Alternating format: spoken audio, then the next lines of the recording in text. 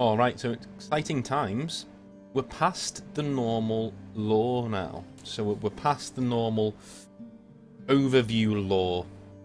How I like to write settings is mainly the first 10 to 15 pages mainly establishing large themes that cover everything. So magic systems,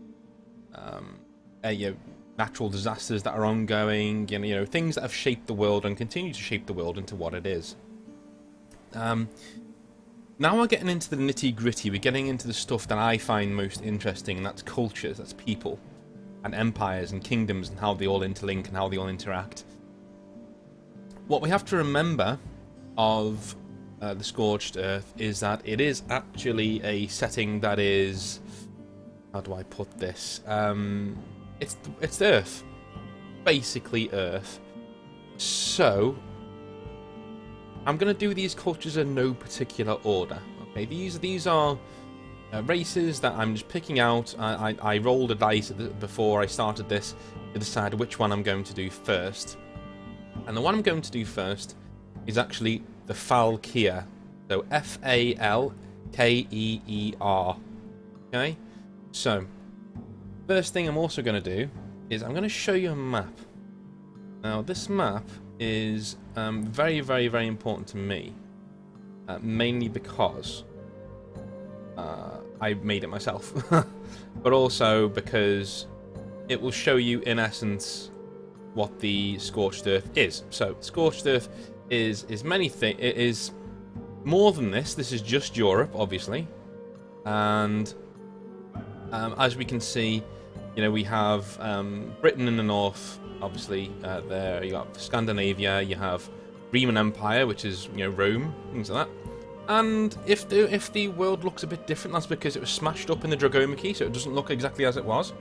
I'm fully aware you won't be able to make out some of the names because I've not warped this to be viewable online yet. But if you can see up the north there, with the tendrily bit, that looks like kind of where Scandinavia is, very white. That's where we're going to be discussing today. Those are the Falkeer. If you want to see the political size of what the Falkeer hold in terms of statehood. Okay, so this is what the Falkeer hold. So anywhere you see light blue is essentially what the Falkeer hold. So as you can see, the Falkeer in this setting, they are not they're not so much raiders. They do raid, but they're mostly traders, and they're mostly amazing seamen who protect trade and protect commerce. And they make a lot of money from that as well. And if they don't have what they want, then they'll go and take it from someone else. So, let's get on with the Falkeer, shall we? So, there are many races and cultures within the Scorched Earth, from the flourishing knightly nobilities of Iberia and the Franks, to the storm-blood-laced imperial folk of the Roman Empire. Snow-blasted and fair Falkeer and everything in between. Mortals can be found in every shape and size within the Scorched Earth. Most will be counted in full when we describe their states and kingdoms. Here, we will see the different characteristics of the races of the Scorched Earth as a whole. So, as you can denote there, we're not going to be talking about the states too much here. We're going to be talking about the people living within those states. So, the Falkeer. Born of the northern wastes, the Falkeer surge across the waves and were the main vessels for trade within the inner sea and beyond after the Dragomachy. As the ancient Roman Empire first began its forays into claiming more territory around it, the Falkeer were already establishing trade cities on the coasts of lands far from their frozen homelands. Today, their trading cities can be found on the coast of Iberia, the territories of the inner sea, and even as far afield as Outremer, which, if you don't know, is modern-day Israel. Most of these cities have remained independent, whilst others have been absorbed into larger native powers. All are venerable city centres of trade, commerce, and in some cases, pirate and raiding activity. So, as you saw on the map there before, that is essentially the activity that's going on. The Falkeer are dotting their cities around. What you can't see on this map, you can see them on the left-hand side on Iberia. What you can't see is that they do dot the inner sea region as well. There's nowhere where the Ariman Empire are, or if they are where the Ariman Empire is, it's been taken over by the Ariman Empire.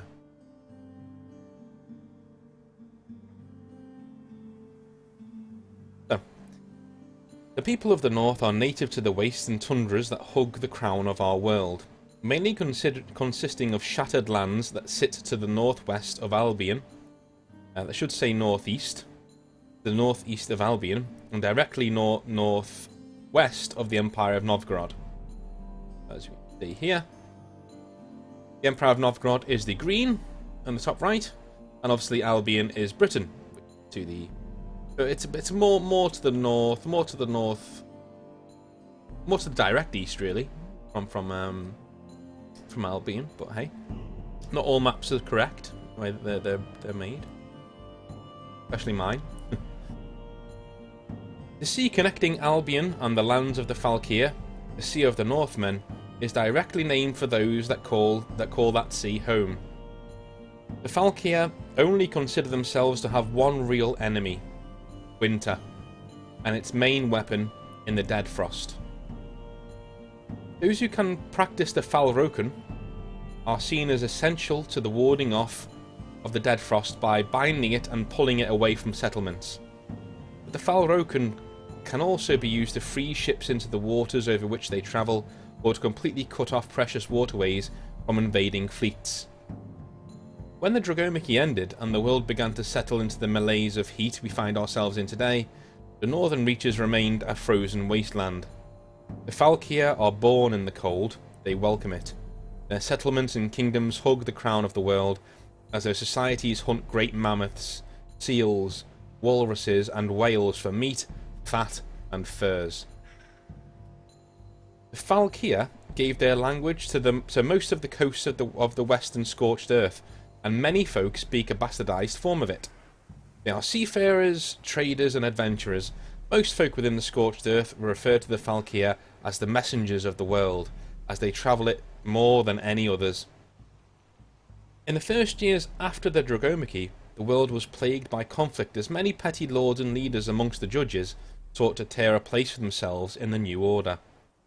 The century of chaos known as the Founding Age was a time so turbulent in bloodshed and desperation that all we really know of it are the victors who founded the great empires and kingdoms that dominate our world today. The Falkeer took little part in this, their ancestors instead staying near the very edges of the north and building great fleets of ships. With these they hired themselves out as bloodthirsty mercenaries to all who would pay, and formed great trading alliances that kept food and produce moving from state to state. So you can already see how important these guys are going to be moving forwards. The Falkeer ended the Founding Age as their own kingdoms, the Falcon Kingdoms, were established into the icy tundras of the north, with colonies stretching across the world. It is said that wherever ice touches the sea, the Falkeer have a port.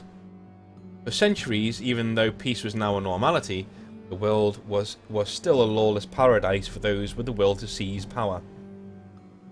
The Falkeer relished such a world, and built for themselves many legends and sagas in the frigid raves of the God's Vein, another word widely used to describe the western reaches of the Scorched Earth. Even the word God's Vein is Falkeer in origin, so a lot of people in the West refer to this part of the world as the God's Vein. Okay? It means, roughly in Falkeer, means where the gods died.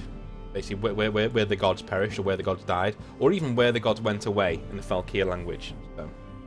So all around the coastlands, basically, even in France, even in Ramira, even in everywhere, everyone understands Falkeer, the Falkeer language, because it's used as the trading language of the world. So if you're talking, if one person from Outremer and one person from France talk in Ramira, haggling over grain, they'll be speaking in the Falkeer language most of the time. It's seen as the world's trade language. So, a tall people with mainly white or grey hair, The Falkeer are normally heavily set and powerful figures. The Falkeer are not raiders, although they have a reputation as such thanks to their propensity for naval combat. They are instead pioneers, seekers, and the people so at home on the sea that they force trade wherever they go. All along the coast that lead to the Kinward, the name the Falkeer give to the general region of their homelands, the Falkeer have trading cities, outposts that can act as friendly ports for Falkeer fleets. As a people, the Falkeer are fiercely independent and to the point. They live in loose tribal communities, and even their kingdoms are grouped in such a way. Each ship's captain is a lord on his own vessel, which means that ships are actually declared sovereign, land to the captain's family. The word of the captain outlaws that, overrules that, even of an emperor, if they are standing on the deck of the captain's ship. Okay? So, a lot of respect goes to captains in the culture of the Falkeer. The Falkeer have a pragmatic sense of the world. They say that to cling to something beyond its use is unseemly. They love and fight with ferocious energy, but they are also quick to recognise when their time has come. A key reason why the Reaper Plague has affected them relatively lightly. When they grow old, Falkeer hold a Grother, or Last Night. This is a great celebration that is seen as the culmination of the life of the Falkeer in question. Right, so almost a funeral of sorts. They feast and drink before giving away all their earthly goods to their family and friends. They are gifted a simple set of armour and weapons, and whilst their peers fall asleep from drink, they leave, walking into the night alone to forge a way to the Kinward, to either live as a guard against the Draugr who pass into mortal lands, or to venture beyond into the world to find a useful death. Famous Falkeer have requested a small ship to sail far from the Shadow Sea that sits at the heart of Falkeer territory and chart unknown waters looking for new lands. None are ever permitted to return to Falkeer lands, as they brand their faces with blue ink to mark them out in the days before their Grother.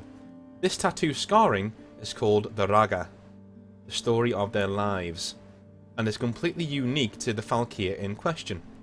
Should a Falkeer ever return to a kingdom or village of other Falkeer, they are shunned, or even killed outright, as the individual after their Grother is considered dead, and to see the dead is said to be an omen of incredible ill luck, the Falkeer. Okay, so harshly treated. But as soon as you start losing your speed, as soon as you start losing the edge in combat, you're generally cast out of Falkeer society. Harsh, but, that's just how they are. The Falkeer have an intrinsic and symbiotic relationship with the Dwayor. The blue-skinned and diminutive race of crafters, artisans and engineers are respected trading partners with every Falkeer city they come into contact with. They even shared the same gods, with Garen being the patron lord of both the Falkeer and the Dwayor, whilst the language of Runic is spoken by both peoples, and through the Falkeer is spread all across the world. So Runic is the world's trading language. So if a lot of the shipments of the world are all stenciled with Runic script that you see if in the real world, you'll see them on like Viking swords and stones, things like that. Well, every single piece of ledgers, trading documents, they're all written in Runic.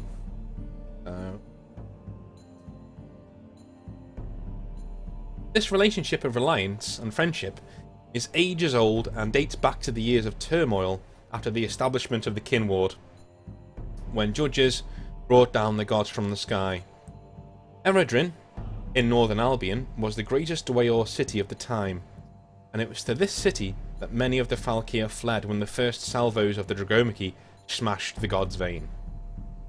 Okay, well, we'll get to Eredrin a little bit in later. I'll explain what it is a bit later on in this session. The ships of the Falkeer are fearsome things. They hold the trireme shape that is common on the seas, and were the first to create this type of ship. So in this setting, the trireme wasn't a Greek invention, it was actually Falkeer. Their rams are filed to a razor point, whilst the prows of their ships are shaped into snarling visages of dragons and demons.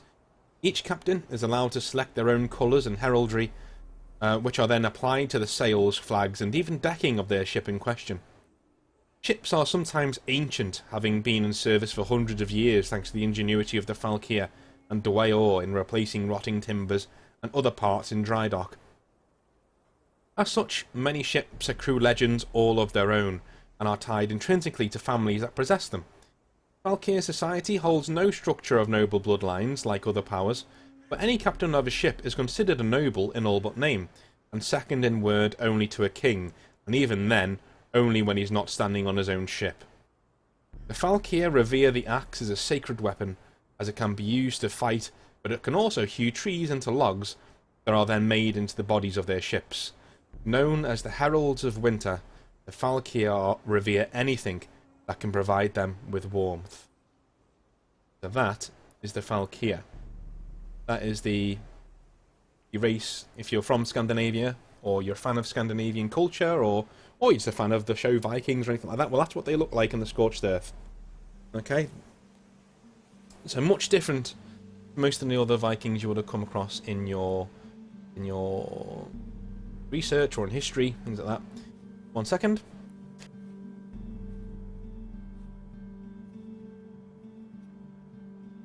Right, need to sneeze.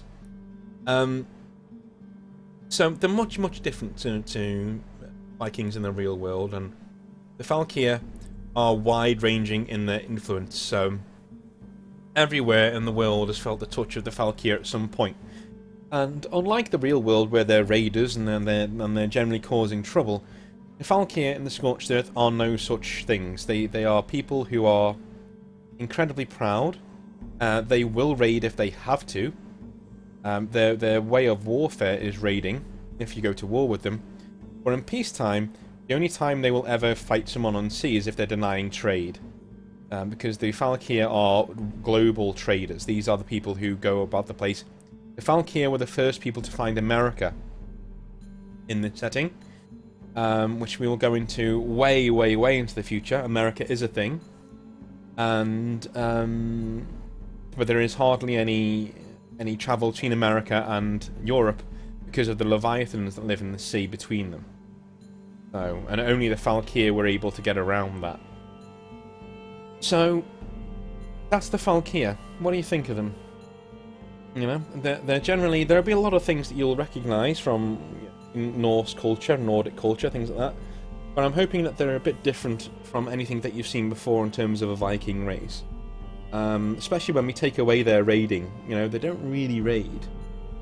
These are they are forgers. They're people who go beyond. The people who go on great adventures. The people who sail to places that they've never been before, and no one's ever been to before. And so, the reason why they are the masterful trading race of the world is that they're the connecting tissue that initially, after the Dragomachy, pulled a lot of these different cultures together. You know, the very reason why France was in, the Frankish peoples were in contact with the Ramirans was because of the Falkeer, trading between them. The very reason why the culture of the Ramirans spread across Europe was because Falkeer was spreading it with the goods and things like that. Back and forth all the time. The greatest mercenary fleets of the world are Falkeer in origin. And they went as far as Israel in the Middle East, and even further still. Right? There are Falkeer who skirted Africa and went around Africa and went to the Indian Ocean, which has a different name, the Ether Sea, in this setting. But they've traded everywhere, and they have outposts everywhere. I've called them here the major ones, but there are so many others in the Scorched Earth, especially in the west. And yeah, their legacy is runic. It's their language. It's the trading language of the world. Right? It's a trading language that makes sure that everybody knows what they're saying and when they're saying it. And it's super surreal. You can walk around Remira, which is basically Rome, and you don't hear Latin in the port. You hear Falkeer. You hear runic in their ports. You know, so that's what they are anyway. That's the Falkeer, and I hope you enjoyed listening about them as much as I enjoyed mentioning them. And next time, we'll be going over the Sunborn, which are the people who live in the Riemann Empire. So, thanks very much for watching, and I'll speak to you next time.